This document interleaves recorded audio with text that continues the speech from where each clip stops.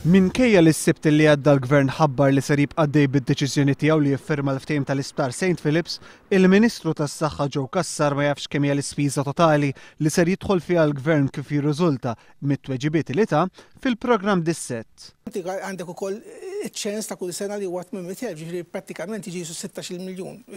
Jiena ifhimni, issa ħanitlu fit-teknika tal-finanzjamenti u naħseb I am not the best person illi nirrispondi il-finanzjamenti. Fl-istess programm il-Ministru tas-Saħħa qal li għalih il-Gvern għamel deal tajjeb, iżda fl-istess kien ammetta illi ma jafx id-dettalji preċiżi. U savejna fina ġibna deal ta' 12 million. Naħseb it's a good deal. Issa ħadd titlobni dettalji partikolari finanzjarji, I'm not the best person to answer them. Il-preżentatur staqsa wkoll il-Ministru tas-Saħħa jekk il-kuntratt jinkludix salvagwardja l-investiment li jista' jagħmel il-Gvern fl-isptar matul il-perjodu tal-kirja f'każ li eventwalment l-isptar ma jinxtarax.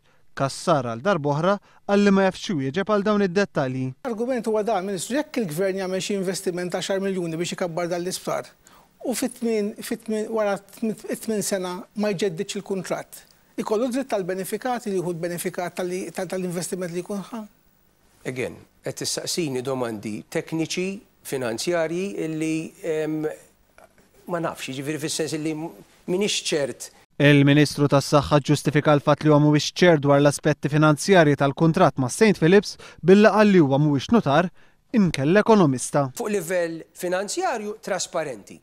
Imma ovvjament saqsejtni domandi tekniċi ħafna illi ma nistax nirrispondi għax m'għandix the technical background ta' notar jew ta' ekonomista illi nista' nagħtihomlok issa fil-programm.